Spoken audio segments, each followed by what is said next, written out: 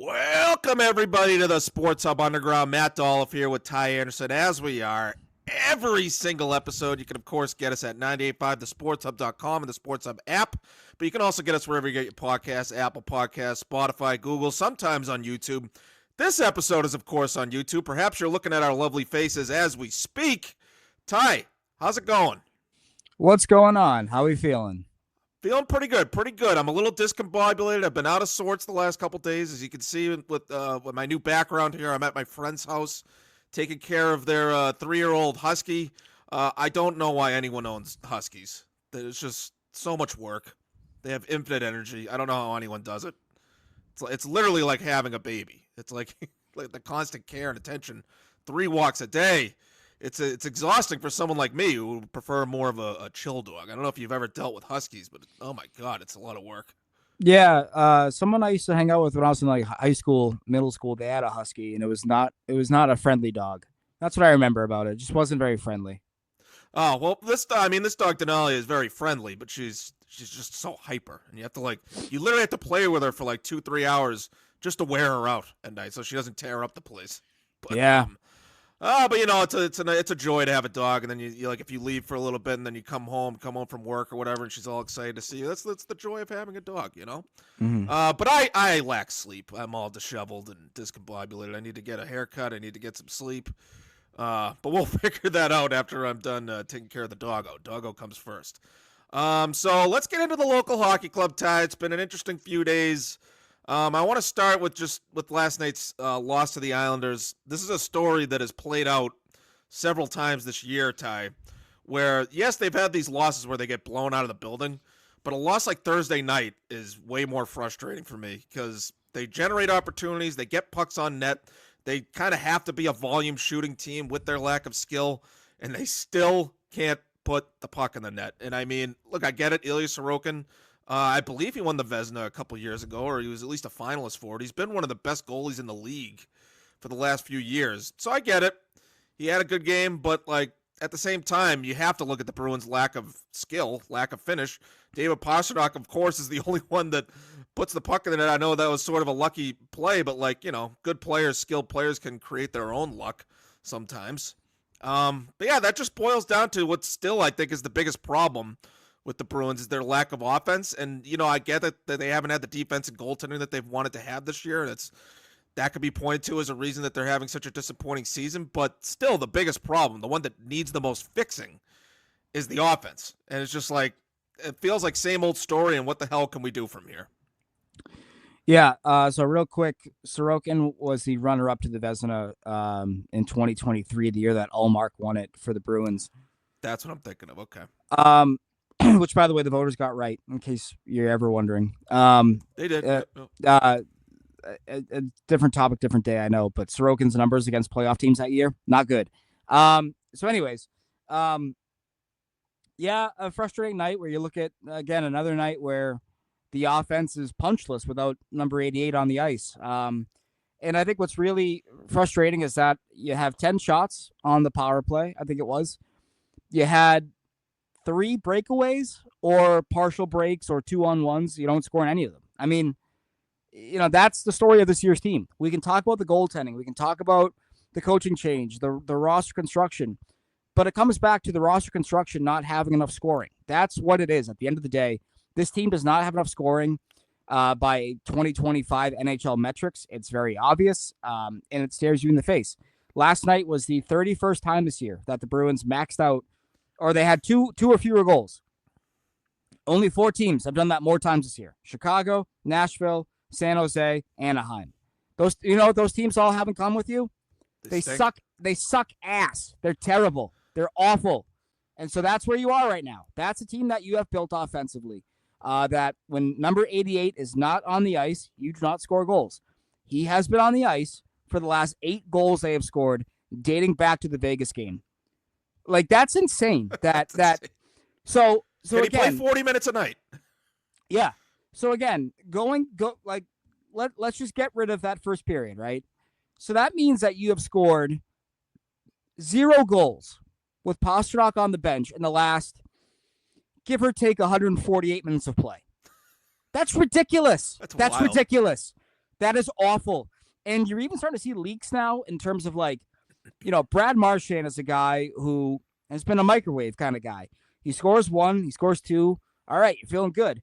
He had so many chances last night, and he kept missing the net. And you're like, damn, they're not even getting the Marchand bailouts anymore. And that's what's, I think, been really frustrating about this team is that, again, by all metrics, they should be a lot better if they just had even a little bit more scoring pop below David Pastrnak and his line mate, Morgan Geekie.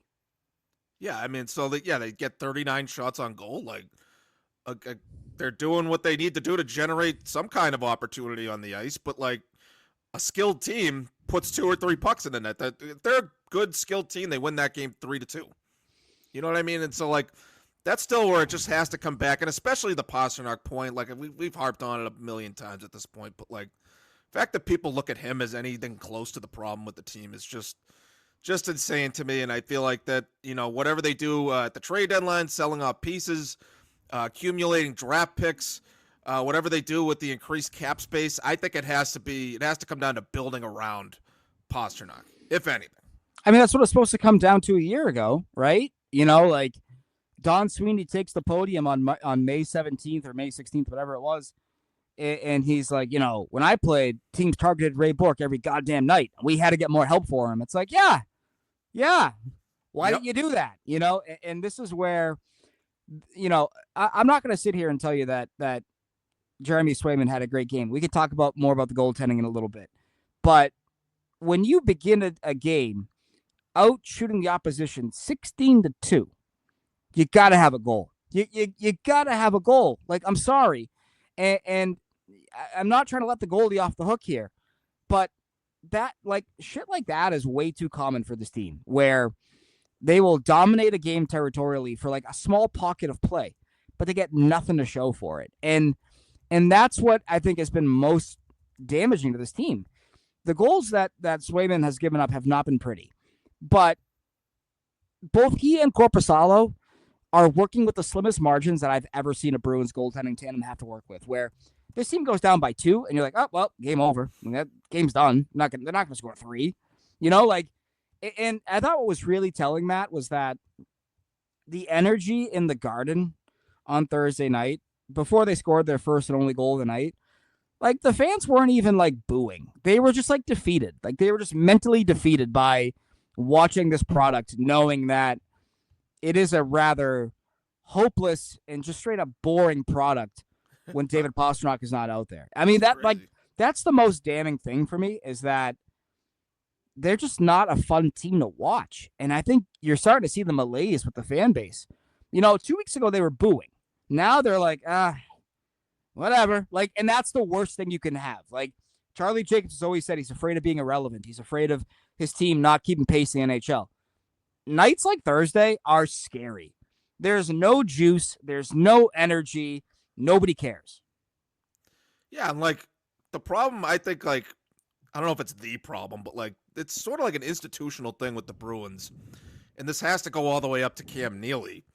That like their idea of putting asses in seats is a guy that'll hit and fight. So like, they looked at a guy like Nikita Zadorov as a player that will put asses in the seats and will make us not boring. They need to start looking like that at skill players. They need to start bringing in guys that can skate and can score. Like, they've gotten a lot of guys over the years that like have speed, like Johnny Beecher, like and Jacob Lacko. They take chances on these guys that can skate, but don't quite have the skill to match. And I get it, like, it's hard to get a speed and skill guy without, a first or second round pick, but that is where they need to start investing in the team. Especially if they don't want to be boring, if they don't want to be irrelevant, but just to win more games. Like, you're not going to win games just plodding along and leaning all the way on your defense and goaltending and just hoping the other team makes a mistake or you get a lucky bounce. This isn't 1999 with the Devils and the Stars, neutral zone trapping each other until the puck goes off someone's skating into the net. Like, you actually have to have guys that have skill and can finish. And I feel like this just goes back to the offseason going way too far in the direction of guys that can just forecheck and like they don't have anything else. Like, they don't have the speed to get to the corner in the first place, and then when they have the puck, they don't have the skill to actually put the puck at the back of the net. Like, they really need to make a serious investment in skill players, and like I wish that would come from the top of from ownership to say like enough with these bruisers. Like this isn't the league we're in anymore. Like you have enough of that. We need to get guys that can actually light that lamp because that's the only way we're gonna get better, and that's the area where we need to get better. I think especially when you look at a year ago, sorry, and you look at what you lost, moving on from Jake DeBrusk, moving on from Danton Heinen, moving on from James Van Riemsdyk, like you were trying to replace effectively 40 goals, and you didn't. You just didn't do that. And, regardless of how you feel about those guys as players, you got to have people that can score. And I think last night's a great microcosm of that, right? Like, so you waive Oliver Wahlstrom, which like 10 games overdue. And Trent Frederick's out. Trent Frederick scored 18 goals and 40 points a year ago. Not having a great year this year, but again, a guy that you rely on and look at to create offense. And so those guys are out. Your best solution for that game is to put Riley Tufte, who has 0 points in the NHL this year, and Justin Brazeau, who has 1 goal in his last 17 games, as Matthew Poitras's line mates. Like, what do they have in common, Matt? Well, they're big. Okay, what else do they do? Well, they're big. Oh, awesome. Great. They're not small. Right. And when you watch other teams around the league that are having success, like they have speed, they have skill, it's a blend, right? I'm not saying you got to have a whole team full of 5'8" guys that are water bugs. You can't have a whole team of Carl Hagelins. I understand that. But like you gotta have a bit more speed in there, right? And I think what's telling, Matt, is that look at that game against the Islanders. That's probably the closest team, especially with Matt Barzal out. That's probably the closest team to you in terms of the lack of foot speed, the lack of offensive pop, and you can't even keep pace with them right now. Like they beat you 5-4 and 2-1 in the last 2 meetings. It's like, oh my goodness! Like so now you can't match the Islanders offensively. Not great. Not a great situation to find yourself in 24-25. And I think to your point, yeah, I think the Bruins are entirely too caught up in their identity of, half a century ago, which is like, okay, that's good. That's a different world, though. Like the sport you're playing now is a different world. And I've said this to you before in the podcast. I've said it to you. I've written it before. This team got so brain broken by what Sam Bennett and Matthew Tkachuk did that they kind of forgot that Florida has Barkov and Reinhart and Anton Lundell and Luosterainen. Like they have all these other guys that also score goals. It's not just all assholes. Evan Rodriguez. It's not just all guys just punch you in the mouth. Like no, they got a skillful team. Yeah. And that's something that they went so far in the direction of physicality and tough to play against that it's like, hey, you still got to score some goals. You got to score goals to win the game, and that's where they are right now. We're not going to win, but we're going to have you feeling bad after you come out. We're going to give you a bruise. Like, well, all right. And this is why score, please. And this is why the deadline I think is really kind of scary for the Bruins. Like, are they so in on like their core philosophy that they double down and they bring in another 6'3" winger who doesn't really score but has jam and is a net front guy, or do they kind of look Quentin at it? Byfield is available. That'd be amazing. I would love that. Yeah. I thought you said you didn't like him before. Oh no, I like Byfield. I think I've said to you I don't think they would trade him. But I think when he came up before, I was a little nervous about how he would recover from the ankle surgery that he had, because like that's a tough injury to come back from because he broke his ankle. No, I like him. I like him a lot. No, but like, or do they get involved on a guy like, Elliot Friedman wrote on late Thursday night that Mateus Michelli, who's in Utah, was a Calder Trophy top 5 vote getter his rookie year. Smaller guy, good playmaker, can skate well. They're looking for a change of scenery kind of trade for him. Okay, awesome. Bring him here. A winger with some speed and some hands. Get that guy in here. Like you got to get that guy in here. That's an example of the kind of trade that they should make. But do they look at him and go, he's 5'10" and 180 pounds. We can't have that. Like that's what's kind of scary, I think, about this. What direction do they go in? I think they're just so in love with their identity that I don't have confidence that they're going to identify the right kind of direction that the game is going. Because right now it's talent, man. It's just talent. That's what it is at the end of the day. Like, think about the like. Okay, I'm asking you right now, Matt, here on February 28th. Who is your Stanley Cup favorite that you would look at and go, I like that team's build. I like what they can do. I think they could be a deep run kind of team. I've been saying Dallas for years, but they made the finals that one time, but other than that, haven't made it. And I'd still say Florida, but I could see fatigue setting in for them. So I would say Dallas, or I would say Vegas. Those Vegas teams too, yeah. those teams just Colorado. have skill out the wazoo, and it's a blend. It's not all one identity. Dallas, like, yeah, Dallas is gonna have Mason Marchment and they're gonna have Jamie Benn. They're gonna have some big dudes, right? But they also have Wyatt Johnston and Rupe Hintz and Jason Robertson and guys that you look at and you go, wow, okay, like they can move, man. They can make plays with the puck. Like, and that's, the Bruins have, I think, two guys that can do that. Brad Marchand, who's going to be 37 this spring, and David Pastrnak. Like, they don't have enough of those kind of guys that you look at and go, yep, they can score at the clip that you got to score at to win in 2025. Yeah, they're not even close there. They got so much work to do, and I get it. Like, a lot of that comes in building through the draft, and so we got to wait. Still got to wait 3-4 years, but I don't trust them to handle the prospects well either. So, a lot of things that need to be better and a lot of work to do. But yeah, moving on from the big picture stuff, you did mention the talking about the goaltending earlier. If you just bear with me for a second, I'm gonna pull up a tweet from last night. Someone asked you, like, when do we start having a tough conversation about Swayman? You said next season. Want to see how he looks with a full training camp. They have a lot to work on, but this has also been some of the worst team defense you've seen, and they don't score enough to offset it. I haven't been brave enough to venture into your mentions. I assume that last part made people angry because they just want to yell about Swayman. But yeah, like, I think it's the truth. I mean, like, the defense in front of him has not been nearly as good as we thought it would be. They obviously can't score enough, or like he almost feels like he has to steal games. And he didn't have that full offseason. And so, like, he's been playing catch up throughout the season. And, like, you can't.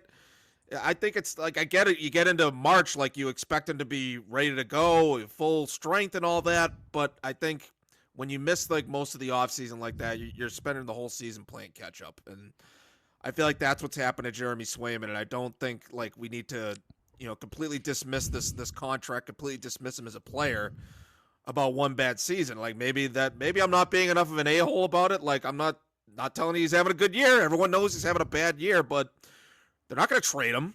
And realistically, we have to be patient and sort of wait and see how it looks next year. If he looks just as bad next year with a full offseason, that would be terrifying. But I feel like it's all chalked up to a lost season, and that's on him. Like, it's on him for dragging out the contract thing.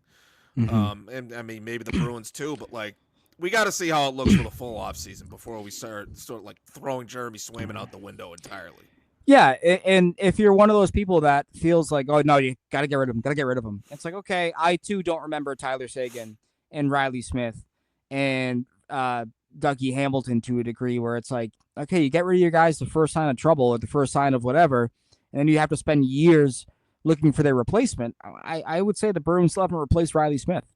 The Bruins still haven't replaced Tyler Seguin. And they traded those guys over a decade ago. And like Dougie Hamilton, you got lucky, right? Like, you traded him, you get Charlie McAvoy a year later. Like, that's not going to happen all that often, in terms of replacing a guy like that who doesn't want to be here, whatever the case may be. It's if this team should have one thing, it's patience right now. You're not a win now team. You should have patience with a 25-year-old goaltender who had a .935 save percentage or whatever in the playoffs a year ago. Like, that's the one guy you should have patience with, because you've seen what he can do on the biggest stage before. And yeah, like, I think not having a trade, I think that's the biggest misstep. It's your first year as an uncontested number one goaltender, and you don't have a training camp. Like, there's a mental component, there's a physical component, and there's an emotional to that as well. Like, you got to get yourself ready. You got to get your mind right. And when you sign, as a team is boarding their flight to Florida to begin the regular season, you're playing catch up, man. You're playing catch up for about 4.5 weeks. Like, it's hard, and that's not even getting into the fact that like you have to sort of navigate your body and your recovery and all of that as a first year full-time starter. And so this is a hard year, I think, to judge him in terms of, okay, what's his ceiling? What's his career determination? Like, I think if you're looking at him and going, oh, this is what he is, like, that's foolish, right? Because you've had, what was it, 21, 22, 23, 24. You had 4 really good years of him, right? And now the first bad one, you want to abandon ship? Like, no, that's how you make bad trades. That's how you sell guys at their lowest value and then spend years looking for their replacement. Like that's not good economics. And so that's where Swayman would bite them in the ass if they traded him. Especially if they traded him to like a contending team that's a goalie away. If they traded Swayman to the Edmonton Oilers, like he would win Connor McDavid his first cup. I think that's what would happen. So and so I think it's way too soon you're really jumping the gun if you want to get rid of Swayman after one bad year. And I'm not going to tell you that he's been great this year. He hasn't. He's had pockets of really excellent play and pockets of just downright awful play. Like two things can be true at the same time. On that note, what we talked about earlier, the team not scoring enough. Forget the 2 goals. Let's drop it down to 1 goal, right? This team has had 16 games this year where they have maxed out at 1 goal. 1 goal or fewer. They are 1-15-0 in those 16 games. Understandably so. It's hard to steal games like that. That is the second most in the league, by the way, the 16 games. Do you know what the bottom of that stat looks like? The teams with the fewest 1-goal games or fewer in the NHL? Let me read it to you real quick. Sure. Dead last, Tampa, Dallas, Washington, Vegas, Edmonton, Columbus, Carolina. Good teams. Those are all good teams. And so that's, again, it's not a perfect science, I know. But if you want to yell about the goaltending all year, you can. I'm not going to stop you. But I'm going to tell you, you're kind of yelling about the wrong shit to a certain degree. Like, it hasn't been great. But this goaltending can't, let's say they can't save you games right now. Okay, well, the offense isn't going to either. So what's the solution? You're going to lose games. That's how that's going to work. And so I think you got to give Swayman another year. I think especially you look at sort of what he's been tasked with since the break. I didn't look at last night's numbers, see how they changed them. But entering last night's game, I think there was only 2 goalies that were facing more high danger shots per 60 minutes since Jeremy Swayman, more than Jeremy Swayman. Swayman has been facing like 10 and a half high danger shots a game since coming out of the break. So that's a massive, massive load to put on a goaltender. If you're facing double-digit high danger rubber every night, you're going to have to be a superhero to escape that most nights. And what's funny about that, Matt, is that the high danger save percentage is actually not that bad. It's like I think it's 9th out of like 25. So he's facing a ton of rubber, and he still has a top 10-ish high danger save percentage. So it's like he's making more saves. It's just the defensive coverage has been abysmal. This has been the worst defensive team that I've seen in a long time. The way they abandon the slot and the way that teams are just getting these sort of multi-opportunity whacks at a puck, inches from the crease or whatever, it's kind of mind-blowing to me. Yeah, it hasn't been nearly up to expectations, especially who they're paying. I mean, I get it. Part of that is they haven't had Hampus Lindholm for a while. Mm-hmm. Charlie McAvoy's out, but not going to make that excuse. Like even when they were in the lineup, this was a problem. Yeah. And, I think the only problem that I have, and this comes back to my off-season ramblings, but everyone was telling me that I needed to chill and I needed to relax. I'm never gonna relax. I'll always be stressed. Don't worry about it. It's not what we're known for on the underground. We do not relax. We are hyper. There's no point in having an $11 million goaltending tandem if you're not going to use the other guy. And last night was the 3rd straight start for Jeremy Swayman. He has not been good in that spot this season. 3 wins and an 888 in 10 games entering last night. Now he has 3 wins in 11 games, and I'm sure the percentage dipped a little bit last night. So what is the point of having Jonas Korpisalo making $3 million to watch from the bench for the last 3 games? At that point, you're better off having Michael DiPietro or Brandon Bussey do that and spending that money on a winger, on somebody who can help you score some more effing goals. Like, that is the thing for this team. And Thank you for not swearing. That's why people like me were out here back in July saying, nope, bad salary cap allocation. Because if that's the case, Matt, I'd rather have the $13 million tandem and have Allmark and Swayman go in every other game. Because if it's only $2 million, okay, I can have two great goalies or one goalie who's not playing well and is gonna get gassed down the stretch. Like, that's worth $2 million for me. It just is. And so, this is where they have had a misstep in my opinion when it comes to the goaltending rotation. If you're gonna have an $11 million tandem, you got to play both guys. That's just a rule. Yeah, no, they probably should mix in Korpisalo a little more. He's had a decent enough year according to expectations. Yeah, they basically paid that extra $2 million to get a first round pick, and so like this. That was definitely a miscalculation, the way they took the downgrade on in goal and then didn't really replace any of their wingers. Like, there's a lot of different machinations of the offseason last year that we can point to that sort of put the Bruins in this spot, but, they all sort of mixed together and combined for a poop sandwich. I don't really know how else to put it. I mean, listen, I shouldn't be outfoxing the GM. I shouldn't be outfoxing the GM of the team in terms of how the offseason should have gone.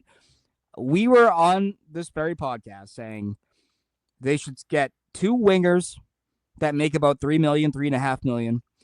You get a cheap backup, or you promote Bussy or DiPietro, and then you sign a project defenseman, making about $1 million, $1.5 million, whatever the case may be. Okay. They didn't do that. They invested $5 million in Nikita Zadorov for the next 6 years, and they brought in 4 years of Korpisalo at $3 million per. That's $8 million tied up in, I'm going to say, non-needs. I don't want to I think Zadorov can be a value, but it's a lot of money for a guy that long-term doesn't project in your top four. They didn't need Zadorov.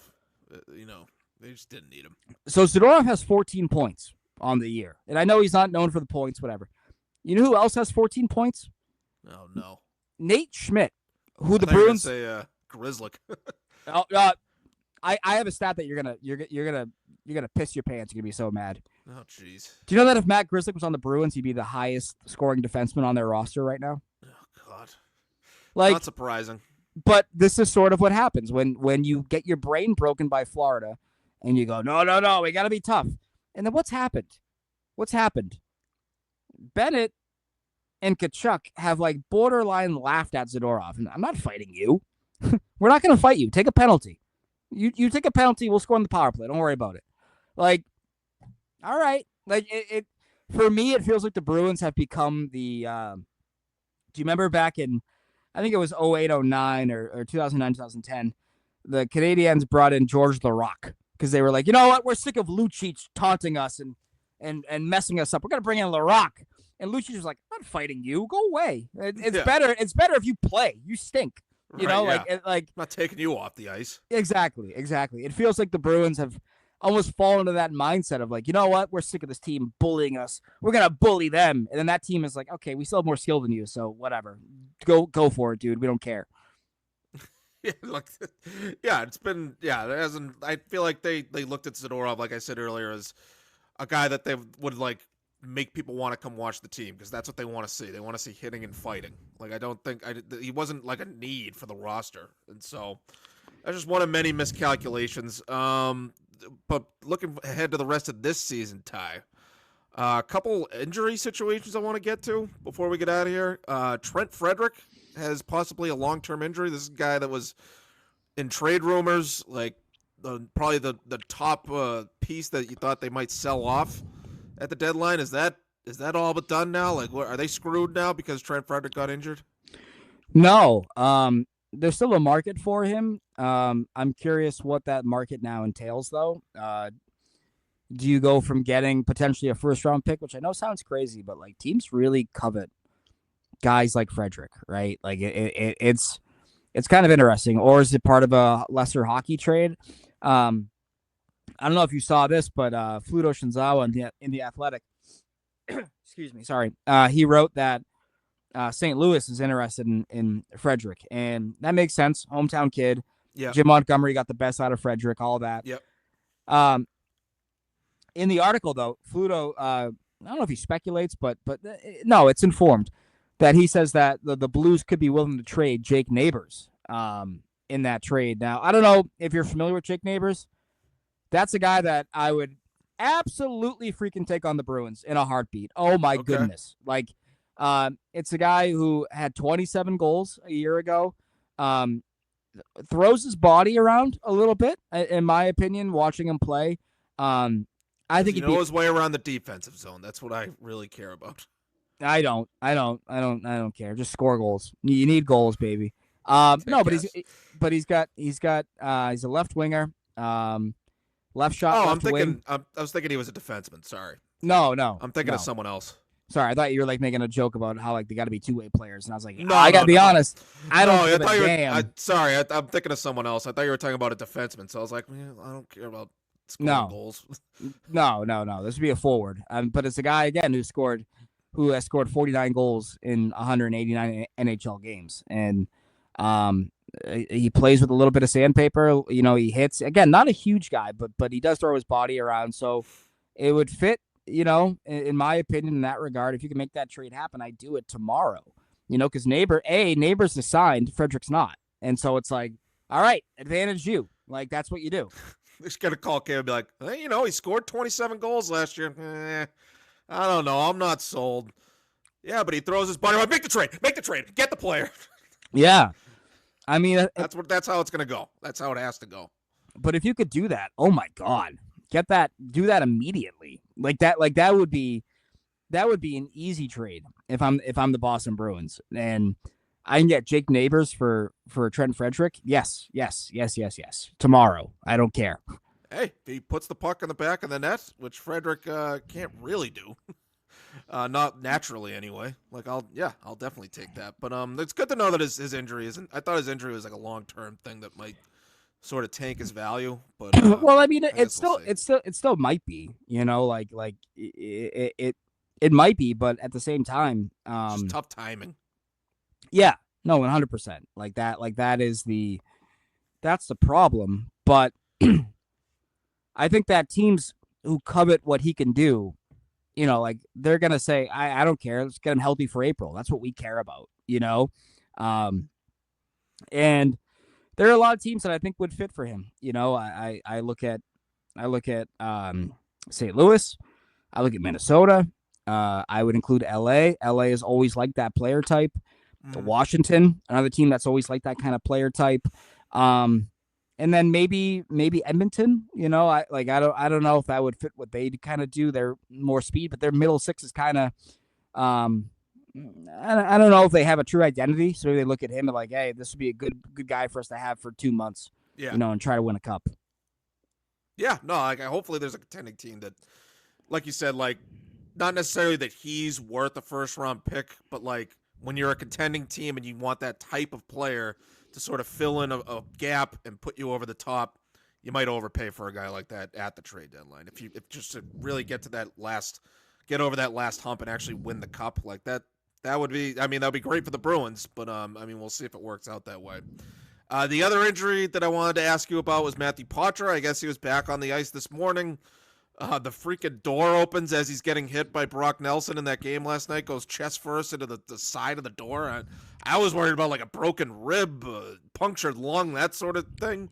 But sounds like he's going to be okay. Yeah, he was at practice this morning. The Bruins have not made a call-up ahead of the weekend back-to-back, with both of which on the road. So keeping that in mind, it sounds like he is going to play because they do not have an extra skater right now on their roster. So do that math alone, it seems to indicate that they believe he's going to be all right. Sure. All right, well, that's good.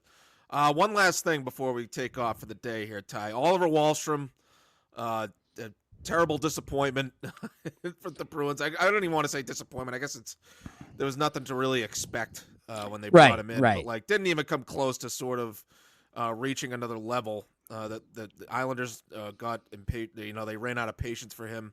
Bruins obviously ran out of patience. He cleared waivers. He's eligible to go down to Providence now.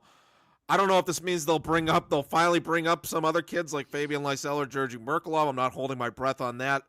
But it's about time they cut ties on that. And I'm sort of done with these little experiments.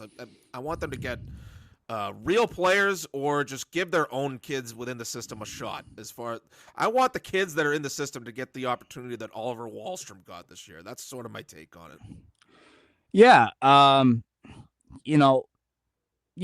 expectation should have been nil. Like he was found money if he scored. That would have been awesome. But he didn't. And I think what was most insulting to your intelligence about that was that he took 5 ozone penalties. And his penalty against Toronto changed the game. It totally changed the game. That's what sparked the Toronto comeback. And he had 2 points. 2 points. 2 points, five penalties. 2 points, 5 ozone penalties. Ozone penalties. And so unbelievable.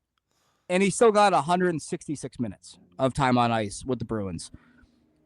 I mean, talk about wasting our time, and really just sort of insulting your fan base's intelligence that you can squeeze something out of this kid because he scored a goal on YouTube as a 10-year-old. I mean, come on. And this is another thing that they fall in love with these local kids so much.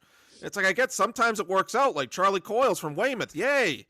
But Oliver Wahlstrom, like the main thing, like they think they want to see this kid from Maine, like that's what's going to make people want to come to the arena. Oh, not this guy. Where's he from? The Czech Republic. Oh, but this kid's from Maine. Right. I feel like that's another thing they got to sort of let go. Yeah, and again, let's just do the math real quick here, man. Like, all right, so Oliver Wahlstrom got 168 minutes with the Bruins this year. Tyler Johnson got 118 minutes with the Bruins this year. Vinny Lettieri's got 97. Max Jones has 70. Riley Tufte has 40. Lysell has 2. Lysell has 11 and a half minutes. Like, ridiculous. Like, come on. And this is the problem, Matt. This is the point that I wanted to make. It's one thing if you're playing these guys and you're saying, we're playing them because we're tanking and we're trying to get a top 5 pick. It's another thing to play them and think that they are the solution to you getting into the wild card picture, which is what the Bruins were doing. And that is the problem. Not that they're not great players. You kind of knew what you were getting. That's why they make the money they make. That's why they were signed the way they were signed. That's why they were put on waivers in the first place. You understand that part of it. But when you're playing them with the expectation that they're going to keep you in a playoff hunt or elevate you in a playoff hunt, that is the real problem. And that's what the Bruins have been doing. So listen, if the Bruins are going to fall out of the playoff race, which it looks like they have, you got to start treating it like a true retool, rebuild, whatever, and start getting some NHL run for some guys that you project to be in your future one way or the other. And that's the problem. I still got to see the Bruins commit to that, right? Like, it just feels like a lot of half measures across the board. They've got one foot. They're like playing Twister. They got their hands in 2 different things. They got their feet in 2 different things. It's like you got to figure out where you're going, man. You got to figure it out here. Right, that's they're close to the Bruins. Yeah, they're close to toppling over, busting a hip, twisting an ankle. Like they're getting dangerously close to something like that. Okay, yeah, so that's why we've talked about it for weeks, but I hope, with the trade deadline coming up real soon, hopefully they do sell off, and that's sort of the first step toward some sort of reset, some sort of, cleaning up the mess, so to speak. And that's a long story that's going to carry all the way into next season, certainly this summer with the offseason, how they fix the team and the draft and all that. But yeah, plenty to look forward to. We got the trade deadline coming up, so that'll be an interesting topic. We'll talk more about that next week. Ty, do you have any closing thoughts before we get out of here? No? I do not. Okay. Bruins play again this weekend. If you made it this far, thanks. I love you. This is the Sports Hub Underground podcast. I'm Matt Dolloff. He's Ty Anderson. One more time, you can get us here on YouTube whenever we do the video part of the podcast, but you can also get us at Apple Podcasts, Spotify, Google Podcasts, wherever you get your podcasts. You can pop the RSS feed in there if you want into your favorite app. And you can also get us at 985thesportshub.com and the Sports Hub app every single episode. A lot to still get to with the trade deadline and all that and the rest of the hockey season, folks. We're going to get to all of it. We'll talk to you again soon.